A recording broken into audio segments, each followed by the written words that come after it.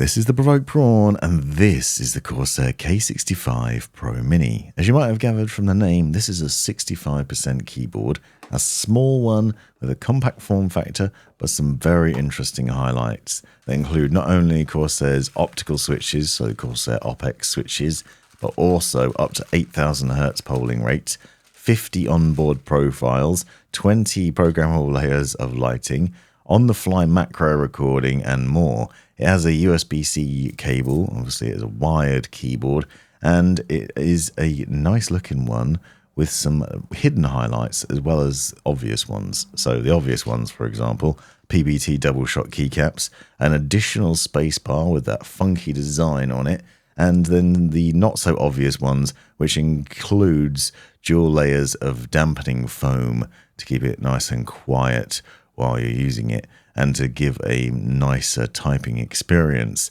And I'm going to leave a sound test at the end of the video so you can find out more about that and what it's like.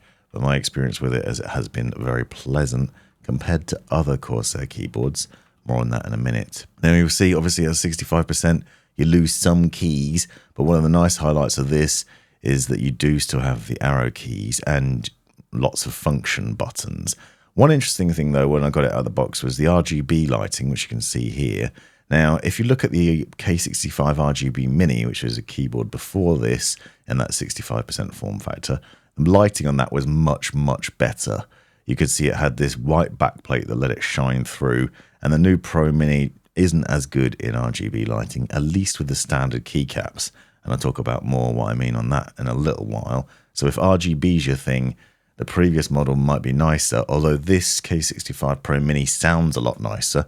And I'm going to do a sound test to compare the difference between the two keyboards later, because that's a very interesting point there. Now, the thing that's interesting here is, as with the K65 RGB Mini, there's loads of functions hidden in extra buttons on here, and you can see them printed on the keycaps. But it includes all sorts of things, right down to mouse button actions or mouse actions, so mouse directions, for example, which I always thought was nuts. Profile switching, RGB lighting changes. You'll see when you press the function button, the keys that can activate that secondary layer also light up white, so you know what they are on the fly. And as I said, you can record macros on the fly. There's dedicated macro keys down the other end.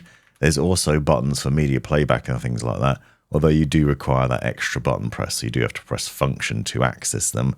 But you can customize some of that in iCUE, and I'm going to show you that later on, because I did, with a couple of buttons, actually disable them, because I want to talk about the layout issues that I had with it. You'll see, for example, there's a delete key in the top right, and also a Corsair button above that. And that was a bit of a problem for me, but I do generally like the format of it, and I like the design of it. Obviously, PBT doubleshot keycaps designed to last the test of time, so that the lettering won't come off and they'll be durable and nice.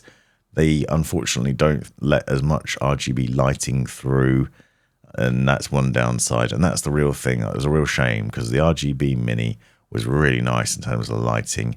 With the standard setup here, I don't think the lighting's as nice, but it is customizable, because as I said, you can layer the lighting effects, so you can stack up all sorts of ones, and obviously you have those pre-programmed ones as well. OPX switches, so under the hood is go those optical mechanical switches, which are linear and fast actuating. You need 45 grams of force, and that has 1 millimeter actuation distance, which is pretty short. It's not the shortest around, admittedly, but it is still very short. So you basically only need a very light touch, a very gentle press on this to activate those keys. And sometimes that's annoying, I've found, because if you rest your fingers on the keys when you're not doing anything, sometimes you'll accidentally activate them, and that's really easy to do. Now, as I said, not the shortest distance, because people will be in the comments shouting, but Wooting's got 0.1, and so SteelSeries is the actuation. And for gaming, you obviously want a low actuation because it responds really quickly. But if you're also going to be using it for everyday typing, then 1 millimeter is a more reasonable actuation distance and probably less frustrating.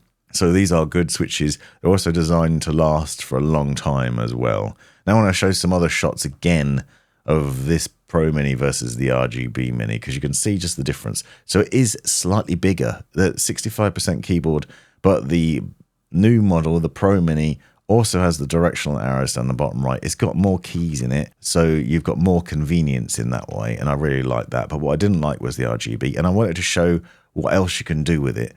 So it's got a standard layout, so you can swap out the keycaps. So here's Corsair's colourful PBT doubleshot keycaps. I tried to make it into a watermelon and I wasn't happy with the results, so I put it back to black, and then I swapped it out with SteelSeries Prism keycaps. Now these are pudding keycaps, and I would recommend using these because it really transforms the look of the keyboard, as you'll see.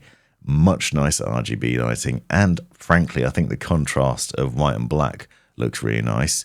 I'd like to see Corsair do some PBT pudding keycaps for their keyboards, because this looks mint now from various different angles. The lighting really shines a lot more, and it's a nice typing experience, and it just stands out. I'll leave links in the description to the SteelSeries set if you want them, but obviously Corsair probably wouldn't approve of putting SteelSeries keycaps on there, but you can see what a difference that makes. This lighting was obviously taken in quite dark settings, so you can see how much brighter that shines, and it's really nice. Now, my general experience with this keyboard has been gaming on, it's been great. Typing, not so much, and I want to talk about why now and show you in the software some of the foibles. So here we are in Corsair's iCUE software. Now, one of the first things to look at is device settings, because you can have up to 8,000 Hertz polling rate, which obviously make it faster and more responsive. Make sure you lower the latency of the keyboard. You might as well make the most of it. The other thing that you will see is obviously we have a lot of different buttons, as I said, programmed into others. If you click up here, you can see what the shortcuts are for it. So you have to use this function key and then these various different keys. So obviously you don't have any F keys, but those are as standard buried in the number button, so you just have to use function of that. If you want to access things like media playback, that's the function buttons, and then like question mark, for example, and the arrow keys.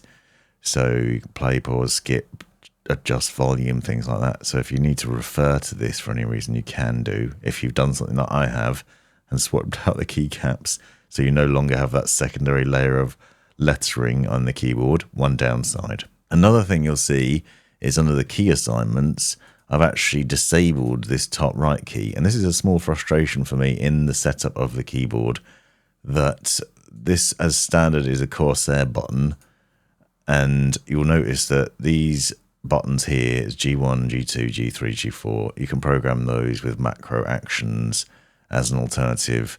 But what I'm used to with this format, and I find this strange, is a lot of other keyboards of this size, usually this key, the top one, is the delete key, but for some reason it isn't on this keyboard, and I kept pressing the wrong key and mashing things. So I've actually set it to disable, but maybe that wasn't the right action. Perhaps what I should have done is done a keyboard stroke and set it to delete instead.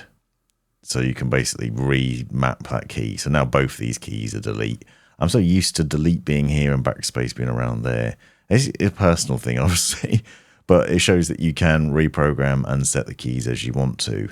Now, my other typing experience has been, as I said, it's easy to activate the keys by accident if you're just resting your fingers on them, which is one thing to keep in mind. And for some reason, what I found is weirdly, and I don't know why, it randomly types U every now and then, even though my fingers don't tend to rest on U when I'm typing, and I have to delete that. And I can't quite work out why, but it's something to do with just, it's probably just me being a noob rather than it being an issue. But my point is that sometimes keys will activate when you don't expect them to, and that's down to the settings of the performance thing. Now, one of the things that's interesting here is colors. One thing I do like is that you've got various different things here. Obviously, you can disable, you can do the win lock, so that will disable various things when you're gaming, but also simple things like the caps lock button changes red when it's on, and this really shines when you're in with white keycaps, and then that button's red, so it's really obvious. You know, most keyboards, your caps lock will light up, so it's not a major feature, but just something I really noticed with the white keyboard keycaps. When you press this and it turns red, it's super obvious what's possible. Obviously, there's a lot of macro level recording, and you can do hardware level assignments, and obviously you can also save that. So it's got onboard memory, and you can have multiple different profiles in here, so you can set up a mass of different profiles. Overall, I really like this keyboard. I've found that my microphone doesn't seem to pick it up much when I'm gaming, so it is significantly quieter than the previous model, and it's really nice for a Corsair keyboard. I don't think it's as nice as the Corsair K70 Max, which I recently did a video on. That's much quieter. But if you stick around now, you'll hear a sound test of the various keycaps. So you've got the PBT double shots from Corsair, the SteelSeries keycaps, and then a comparison with the original K65 RGB Mini. So you can just hear the sound difference and improvements there. So stick around, watch that till the end to help support the channel if you've enjoyed this video or if you just like my content. And if you have got this far, smash that like button to help me out. Thanks very much for watching.